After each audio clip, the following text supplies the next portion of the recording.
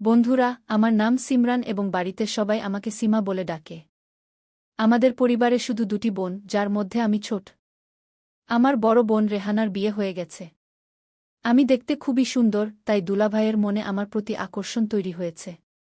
দেখতে আমার বোনও কম নয়, কিন্তু তারা বলে ঘরের মুরগি ডাল সমান হয়। আমি 2 বছর বয়সে পা দিয়েছি, কিন্তু আমার উচ্চতা খুব বেশি নয়, মাত্র 5 ফুটের একটু বেশি। তবে আমার শরীর ঠিকঠাক ছিল। আমরা অর্থাৎ আমার বাবা মা এবং আমি গ্রামে থাকতাম, আর বোন বিয়ের পর থেকে শহরে থাকে, কারণ দুলাভাই শহরেই অনলাইন মার্কেটিংয়ের কাজ করেন। আমি এ বিষয়ে বেশি জানতাম না, কিন্তু তিনি প্রচুর টাকা উপার্জন করতেন। আমি দুলাভাইয়ের সাথে ফোনেও অনেক কথা বলতাম, আর তিনি সবকিছু বলতেন যা তিনি আমার বোনের সাথে করতেন। আমিও তার সাথে এসব কথা বলে খুব ভালো লাগত। কখনো কখনো তিনি ভিডিও কলে আমাকে জেদ করতে শুরু করতেন, সীমা, তুমিও দেখাও না কেমন আছো। তাই তার সাথে ভিডিও কলে বেশি কথা বলতাম না, কারণ আমার একটু সংকোচ হতো। কিন্তু দুলাভাই আমাকে অনেকবার নাগ দেবতার দর্শন করিয়েছিলেন। তিনি বলতেন, কিছু হয় না সীমা, তুমি তো খুব লাজুক। এখন তোমার বোনকে দেখো, রোজ এর পূজা করে কি। তখন আমি হাসতে হাসতে বলতাম, বাস করো দুলাভাই, আমি দেখতে চাই না। আপনিও না গি। সত্যি বলতে আমারও পূজা করানোর খুব ইচ্ছা হতো, কিন্তু আমি আর কি করতে পারতাম। তাই আমি ফোন কেটে দিতাম। একবার দুলাভাই ফোনে আমাকে মিষ্টি কথায় জিজ্ঞাসা করলেন, সীমা, তোমার ইচ্ছা করে না কি তুমি বিয়ে করো? তখন আমি দুলাভাইকে বললাম, কেন করব না? খুব ইচ্ছা করে দুলাভাই। শেষ পর্যন্ত আমিও তো একটি মেয়ে কি। তখন দুলাভাই বললেন, যাই হোক, যদি তুমি চাও আমি তোমার ইচ্ছা পূরণ করতে পারি কি। আমি বললাম, না দুলাভাই, আমার এখন বিয়ে করতে ইচ্ছা নেই কি। দুলাভাই বললেন, অরে শালি সাহিবা, বিয়ের কথা কে বলছে? আমি তো তোমাকে বিয়ে ছাড়াই সুখ দিতে চাই। তখন আমি দুলাভাইকে বললাম, চলো, এমন কথা হলে আমি ভেবে বলব গু। আমার দুলাভাই দেখতে খুব স্মার্ট লাগে। বিয়ের পরও তাকে দেখে কেউ বলতে পারবে না যে তার বিয়ে হয়ে গেছে। পরের দিন আবার দুলাভাই আমাকে ফোন করলেন এবং জিজ্ঞাসা করতে লাগলেন, কি হয়েছে সীমা, তুমি তো বললে না। আমি বললাম, দুলাভাই, যাই হোক, আমারও ইচ্ছা করছে, কিন্তু আপনি তো আমার দুলাভাই হয়ে আছেন। যদি রেহানা দিদি জানতে পারে, তিনি রাগ করবেন কি। তখন দুলাভাই বললেন, অরে সীমা, তুমি এত ভয় পেজো না। কিছু হবে না। আমি কাল তোমার গ্রামে আসছি। তুমি শুধু প্রস্তুত থাকো খু। কিন্তু তখনই আমি দুলাভাইকে বলে দিয়েছিলাম, দুলাভাই, আমার না আছে, আপনি আসবেন না গু। সন্ধ্যায় আমি আবার দুলাভাইকে ফোন করলাম, দুলাভাই, আমি সত্যি বলছি, না, আপনি কাল আসবেন না কি। কিন্তু দুলাভাই বলতে লাগলেন, এখন তো আমি মন স্থির করে ফেলেছি, আর এখন তো আমি আসব। দেখি তুমি কিভাবে না মানো খো। আমি অনেক অনুরোধ করলাম, কিন্তু দুলাভাই মানলেন না। সকাল 9টা নাগাদ দুলাভাই গাড়ি নিয়ে বাড়িতে এসে গিয়েছিলেন। বাড়িতে বাবা মাও ছিলেন, তাই দুলাভাই তাদের সাথে বসে গল্প করছিলেন। তিনি এও বলেছিলেন যে তিনি এখানে পাশের বাড়িতে কাজে এসেছিলেন, তাই ভাবলেন দেখা করে যান। আমি রান্নাঘরে খাবার বানাচ্ছিলাম। কিছুক্ষণ পর দুলাভাই সরাসরি রান্নাঘরে চলে এলেন এবং জোরে আমার হাত টেনে ধরে বললেন, কেমন আছো শালি সাহিবা? ফোনে তো বড়াই দেখাচ্ছিলে, আর এত সাজগোজ কার জন্য? তখন আমি জোরে বলে উঠলাম, ছাড়ুন দুলাভাই, আপনিও। কতবার মনে করেছিলাম আসবেন না, তবুও চলে এলেন।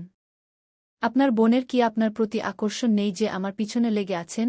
তখন দুলাভাই বললেন, আজ তো খুব রাগী দেখাচ্ছ, চলো এখনই তোমার রাগ ঠান্ডা করি কি। এরপর তিনি একটি সোনার ব্রেসলেট বের করে আমার গলায় পরিয়ে দিলেন। সত্যিই এটি খুব সুন্দর ছিল। আমি জিজ্ঞেস করলাম, এখন এর কি দরকার ছিল দুলাভাই? তিনি বললেন, এটা তো সালি সাহিবার জন্য ছোট্ট একটি উপহার। বলো কেমন লাগল? আমি হেসে বললাম, খুব সুন্দর দুলাভাই, কিন্তু আপনি এটা মনে করবেন না যে আমি এর বিনিময়ে আপনাকে গু।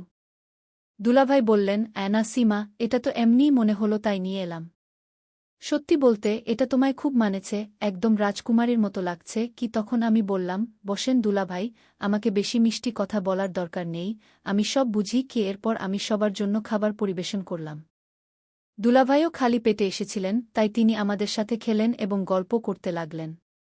আমি ভাবলাম দুলাভাই হয়তো এখন চলে যাবেন, তাই নিশ্চিত হতে মজার ছলে জিজ্ঞেস করলাম, দুলাভাই, আপনি আজ থাকবেন না? দুলাভাই বললেন, কে বলেছে আমি যাচ্ছি? আমি কাল সকালে যাব। যদি আপনাদের অসুবিধা হয় তবে এখনই চলে যাই। তখন আমার বাবা বললেন, অ্যানা, সে তো মজা করছে, এবং আমাকেই দাঁত দিলেন। খাওয়ার পর দুলাভাই গেস্ট রুমে বিশ্রাম নিতে গেলেন, আর মাম্মি বাবা খেতে চলে গেলেন, কারণ আমাদের খেতে এখন ধান লাগানো হচ্ছিল। আমিও বাবার সাথে খেতে যেতে চেয়েছিলাম, কারণ জানতাম যদি বাড়িতে থাকি তবে দুলাভাই আমাকে ছাড়বেন না।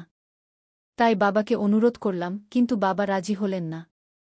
তিনি বললেন, তুমিও যদি যাও তবে দুলাভাই বাড়িতে একা থাকবেন। তাই তুমি বাড়িতেই থাকো। বাবার এমন কথা শুনে দুলাভাই খুব খুশি হলেন, কারণ এখন সারা দুপুর কেউ আমাদের বিরক্ত করবে না। এরপর আমি রান্নাঘরের কাজ সেরে ফেললাম। বাবা-মা বাড়ি থেকে বের হওয়ার সাথে সাথেই দুলাভাই আমার পিছে পিছে রান্নাঘরে এলেন এবং আমাকে ধরে গেস্ট রুমে নিয়ে গেলেন। আমি অনেক ছাড়ানোর চেষ্টা করলাম, কিন্তু তিনি মানলেন না। রুমে নিয়ে তিনি আমাকে বিছানায় বসালেন এবং নিজে নিচে বসে আমাকে মানাতে লাগলেন, এবার মানো না সীমা।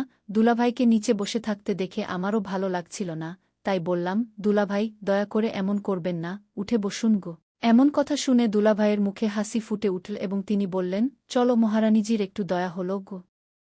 তখন আমি দুলাভাইকে বললাম, আপনি এমন করলে আমাকে মানতেই হবে, কিন্তু সত্যি বলতে দুলাভাই, আমি খুব অস্থির বোধ করছি। দুলাভাই বললেন, কোনো সমস্যা নেই সীমা, এটা স্বাভাবিক। প্রথমবার সবারই হয়। আর তুমি অস্থির অবস্থায় আরও সুন্দর লাগছ। তখন আমার কপালে একটু ঘাম দেখা দিয়েছিল। দুলাভাই যখন শুরু করতে যাচ্ছিলেন, ঠিক তখনই রেহানা দিদির ফোন এলো। দুলাভাই তাড়িঘড়ি ফোন কেটে দিলেন। এরপর আবার রেহানা দিদি ফোন করলেন। দুলাভাই আবার কাটতে যাচ্ছিলেন, কিন্তু আমি তার হাত থেকে ফোন নিয়ে রিসিভ করলাম। ফোনে দিদি রেগে বললেন, কি হচ্ছে, তুমি ফোন ধরছ না কেন? আমি উত্তর দিলাম, দিদি, আমি সিমরান বলছি। দিদি বললেন, আচ্ছা, কেমন আছে সীমা? আর মাম্মি বাবা কেমন আছেন? আমি দিদিকে নমস্কার জানিয়ে বললাম, আমি ভালো আছি দিদি, আপনি কেমন আছেন? দিদি বললেন, আমি ভালো নেই, তাই তো ফোন করেছি। আজ সকালে সিঁড়ি থেকে নামার সময় পা পিছলে পড়ে গিয়েছি। এটা শুনেই দুলাভাই আমার হাত থেকে ফোন কেড়ে নিয়ে দিদিকে বললেন, রেহানা, তোমার সকালেই ফোন করা উচিত ছিল। এখন কেমন আছো? বেশি আঘাত পেয়েছ? থাকো, আমি এখনই 1 ঘন্টার মধ্যে পৌঁছে যাচ্ছি। দিদি বললেন, এতটা ঘাবড়ানোর কিছু নেই।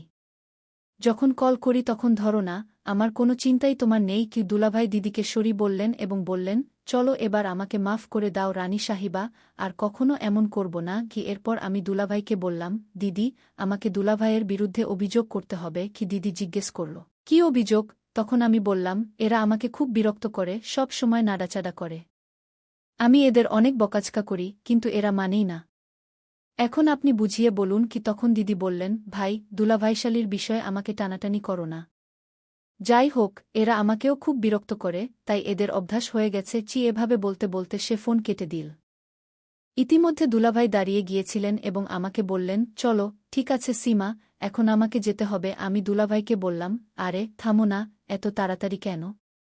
এখন আমি প্রস্তুত। দুলাভাই বললেন, না সীমা, তুমি বুঝতে চেষ্টা করো, রেহানার আমার দরকার হবে। আমি দুলাভাইকে অনেক বুঝালাম, আরে মাত্র আধা ঘন্টার কথা না দুলাভাই, তারপর চলে যেও। কিন্তু দুলাভাই আমার একটি কথাও শুনলেন না। তখন আমার চোখে পানি চলে এল এবং কান্নার সুরে দুলাভাইকে বললাম, প্লিজ দুলাভাই। আমার চোখে পানি দেখে দুলাভাইও আবেগপ্রবণ হয়ে গেলেন এবং বললেন, আরে পাগলি, কাঁদছ কেন?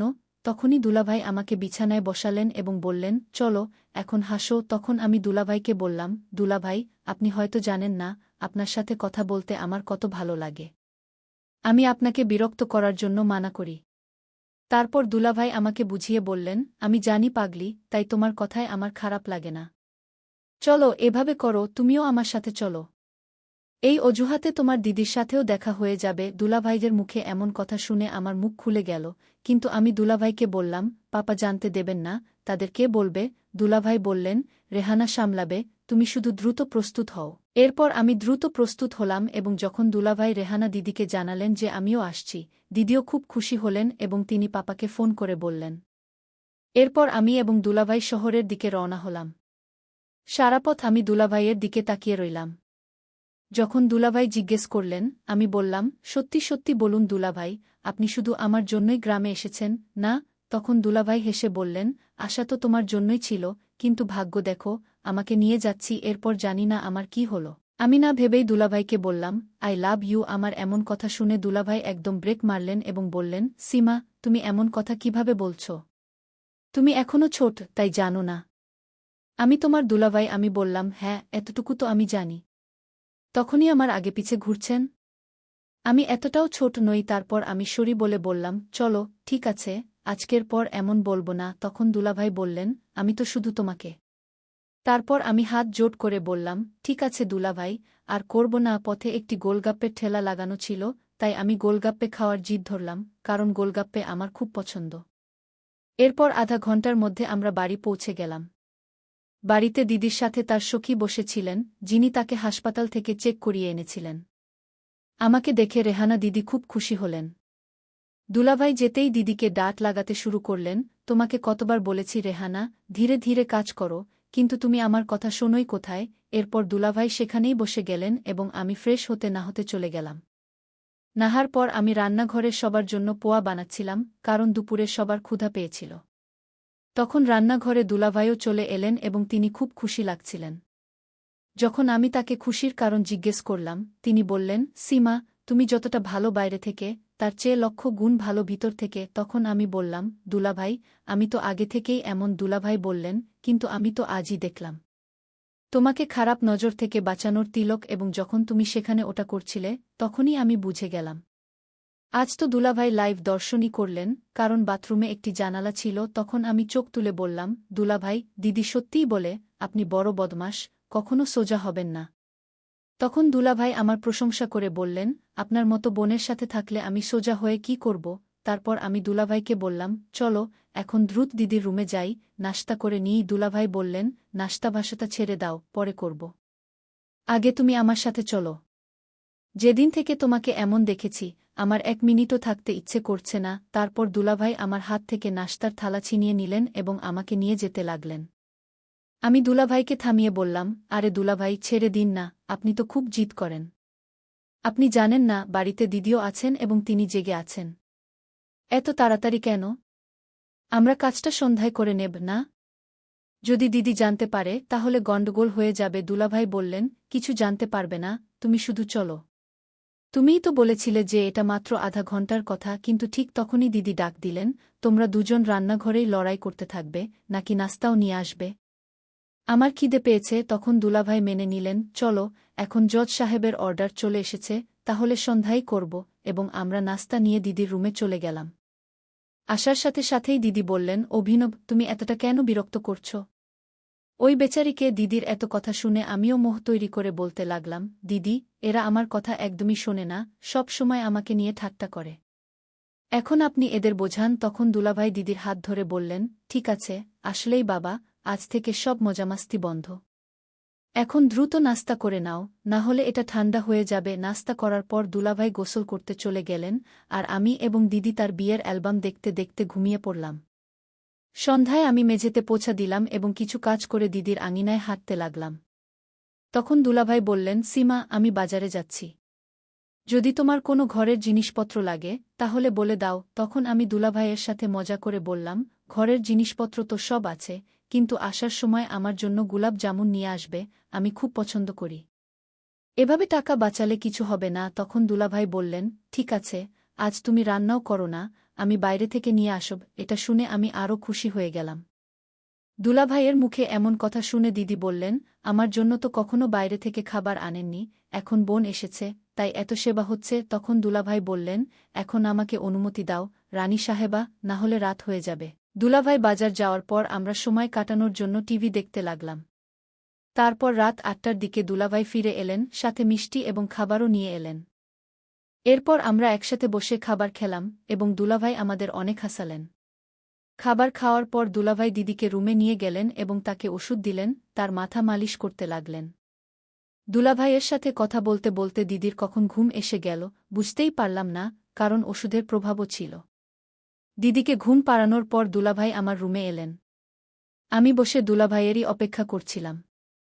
তাকে দেখে আমি বললাম, আর 10 মিনিট দেরি করলে আমিও তোমাকে ঘুমিয়ে পেতাম। তখন দুলাভাই বললেন, কোনো সমস্যা নেই, তুমি তো আমি জাগিয়েই নিতাম। তারপর তিনি বললেন, তুমি 2 মিনিট অপেক্ষা করো, আমি তোমার জন্য আরও কিছু এনেছি। এ বলে তিনি রান্নাঘরে গেলেন এবং ফ্রিজ থেকে একটি বিয়ারের বোতল নিয়ে এলেন। যখন আমি দুলাভাইকে জিজ্ঞাসা করলাম, এটা কি, তিনি বললেন, কিছু না, স্বাস্থ্যের জন্য ভালো, আর একটু পান করলে তোমার কোনো অস্বস্তি হবে না। তখন আমি দুলাভাইকে মানা করলাম, না দুলাভাই, আমি এগুলো পান করব না। দুলাভাই বললেন, যদি তোমার না নিতে হয় তাহলে নিও না। আমি বললাম, আজ পর্যন্ত আমি পান করিনি, আর বাবাও বলেন যে মদ্যপান স্বাস্থ্যের জন্য ভালো নয়। তখন দুলাভাই বললেন, অরে পাগলি, তুমি কোন যুগে বাস করছ? এটা তো সাধারণ বিয়ার, এতে কিছু হয় না। আর তুমি তো দেখেছি যে আজকাল মেয়েরাও পান করে, এরপর দুলাভাই আমাকে পান করিয়েই দিলেন। আসলে এটা আমার প্রথমবার ছিল, তাই একটু অদ্ভুত লাগছিল, কিন্তু পান করার পর সব অস্বস্তি যেন উড়ে গেল। পরে দুলাভাই পূজা শুরু করলেন। দুলাভাই বলছিলেন, হবন কুণ্ডের সাইজ তো খুব ছোট সীমা। তখন আমি দুলাভাইকে বললাম, দুলাভাই, এটা তো আরও ভালো না? পুরোহিতরা তো ছোট হবন কুণ্ডই পছন্দ করেন। এরপর দুলাভাই আধা ঘণ্টা পূজা করলেন এবং পরে ক্লান্ত হয়ে গেলেন। দুলাভাই গঙ্গাজল আমার উপরই ছিটিয়ে দিয়েছিলেন, তাই আমাকে গোসল করতে হল। আমি দুলাভাইকে বললাম, কমপক্ষে এটা তো উপরে ছিটাবে না? দুলাভাই বললেন, কি করব সীমা, পড়ে গেছে। এরপর দুলাভাই তার রুমে চলে গেলেন, আর আমি গোসল করে ঘুমিয়ে পড়লাম। রাতে তো আমি কিছুই বুঝতে পারিনি, কিন্তু সকালে বুঝলাম, কারণ আমার মাথা ধরা শুরু করেছিল। এরপর আমার এবং দুলাভাইয়ের রোজের রুটিন হয়ে গিয়েছিল, পূজা ছাড়া আমাদের ঘুমই আসত না। ওদিকে দিদিও অসুস্থ ছিলেন, তাই দুলাভাইও আমার উপর নির্ভর হয়ে পড়েছিলেন। আমি 2 দিন দুলাভাইয়ের সাথে অনেক মজা করেছি, এবং এর মধ্যে দিদিও সুস্থ হয়ে গিয়েছিলেন। এরপর দুলাভাই আমাকে গ্রামে রেখে চলে এসেছিলেন। তারপর 4 দিন পর দুলাভাইয়ের ফোন এল, এবং তিনি বললেন, সীমা, আসলে তোমার দিদি সব জানতে পেরেছিলেন। তিনি তোমার খাতিরে কিছু বলেননি, কিন্তু যেই আমি কাল বাড়ি ফিরলাম, তিনি আমাকে খুব ডাকাডাকি করলেন এবং আমার সাথে কথা পর্যন্ত বলেননি। যদিও আমি রেহানাকে ম্যানেজ করে ফেলেছি, কিন্তু প্লিজ তুমিও এখন সব কথা মাথা থেকে বাদ দিয়ে দাও। এটা শুনে আমিও ভয় পেয়েছিলাম, কিন্তু রেহানা দিদি খুব ভালো মনের ছিলেন। আমি তাড়াতাড়ি তাদের ফোন করলাম এবং ক্ষমা চাইলাম। দিদি বললেন, কোনো সমস্যা নেই সীমা, তুমি তো একটা ছোট মেয়ে ছিলে। ভুলটা তাদেরই ছিল, কিন্তু আমি তাদের বুঝিয়ে দিয়েছি। আজকের পর তারা আর এমন কিছু করবে না।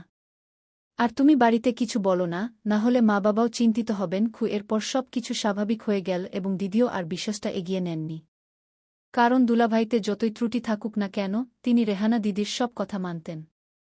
বন্ধুরা, আমাদের গল্পটি যদি আপনার ভালো লেগে থাকে, তাহলে ভিডিওটি লাইক ও শেয়ার করুন এবং চ্যানেলটি সাবস্ক্রাইব করতে ভুলবেন না। ধন্যবাদ।